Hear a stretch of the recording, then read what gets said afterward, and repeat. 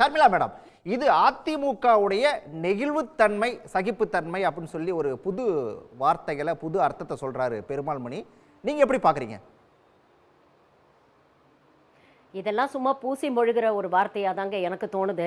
என்னைக்கு கொள்கை வேறு கூட்டணி வேறு அப்படின்னு சொல்லிட்டாங்களோ அப்பவே அதிமுக ஒரு தர்ம சங்கடமான ஒரு நிலைமையில மாட்டிக்கிச்சு அப்படிங்கிறது நமக்கு தெளிவா தெரியுது.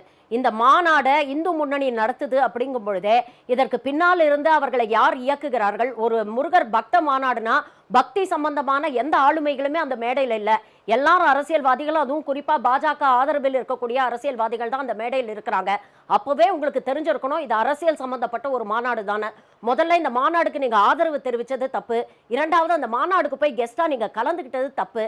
அட்லீஸ்ட் அங்க போனதுக்கு அப்புறமாவது உங்களுடைய கொள்கை தலைவர்களை அங்க விமர்சனம் பண்ணி ஒரு காணொலி வருதுன்னா உடனே அங்கேயாவது நீங்க எந்திரிச்சு வந்திருக்கணும். வெளியில ஒரு பிரஸ் மீட் நடத்தி அதை எதிர்த்து நீங்க உங்களுடைய கருத்துக்களை பதிவு செஞ்சலாம்.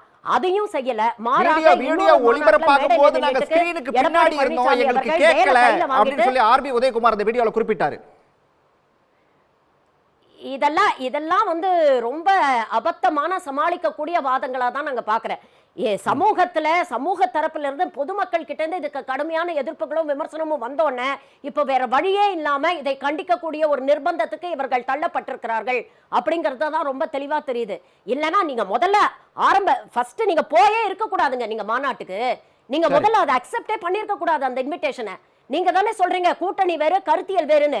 அப்ப உங்க கருத்தியலுக்கு நேர் எதிரான விஷயங்கள் தான் இந்த மாநாட்டுல பேசப்பட போகுது அப்படின்னு தெரிஞ்ச உடனே எதற்கு போறீங்க அந்த மாநாட்டுக்கு?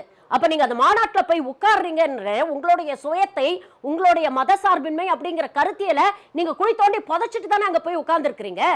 அப்ப அதை எப்படி நீங்க இப்ப என்ன விளக்கம் சொன்னாலும் அதை எப்படி ஏத்துக்க முடியும் அப்படிங்கிற ஒரு கேள்வி தானே. இன்னைக்கு அப்படிப்பட்ட ஒரு தர்ம சங்கடமான நிலைமையில தான் இவங்க மாட்டிட்டு இருக்காங்க. நீங்க என்ன சொன்னாலும், இதுக்கு என்ன சப்பு கட்டி என்ன சமாதானம் சொன்னாலும் இதை மக்களும் ஏத்துக்க போறது இல்ல, கட்சியில இருக்கக்கூடிய அடிப்படை தொண்டர்களும் இது ஏற்றுக்கொள்ள போறது இல்ல. ரொம்ப தெளிவா தெரிஞ்சிருச்சுங்க. இந்த ஒரு மாநாடு மூலமாக பல விஷயங்கள் இன்னைக்கு வெளிச்சத்துக்கு வந்திருக்கு. ஒண்ணு, இவங்க சொல்றாங்கல்ல இந்த போலி திராவிடம்னு. இந்த போலி திராவிடம் உண்மையிலேயே இவ்வளவு நாள் அதிமுகவின் திராவிடம் தான் போலி திராவிடம் அப்படிங்கிற ஒரு விஷயம் இன்னைக்கு வெளியில வந்திருக்கு. பாஜகவுடைய மதவாத அரசியலை எவ்வளவு தெளிவா அவங்க கையாளுறாங்க, அதை தமிழ்நாட்டில் நடைமுறைப்படுத்த முயற்சி பண்றாங்க அப்படிங்கிற விஷயம் தெளிவா வெளியே வந்திருக்குது. இவ்வளவு நாள் முருகன் தமிழ் கடவுள் அப்படின்னு பேசிட்டு இருந்த சீமான் போன்றவர்கள் இன்னைக்கு வாயை மூடிட்டு மௌனமா இதை வேடிக்கை பார்க்கறாங்கன்னா இவங்களோட இரட்டை நிலைப்பாடு என்ன அப்படிங்கிறது வெளியில வந்திருக்குது. தன்னுடைய கொள்கை தலைவர்னு பெரியாரையும் அம்பேத்கரையும் சொல்லக்கூடிய மிஸ்டர் விஜய் இதை பார்த்துட்டு வெறுமனே வாயை மூடிட்டு பேசாம இருக்கிறாரு. ஒரு அறிக்கை கூட அவர்கிட்ட இந்த வரல, கண்டன அறிக்கை அப்படிங்கும் பொழுது இவர்கள் எல்லாம் எப்படி பாஜகவுக்கு ஆதரவாக நேரடியாகவும் மறைமுகமாகவும் செயல்படுறாங்க அப்படிங்கிறது ரொம்ப தெளிவா தெரியுது.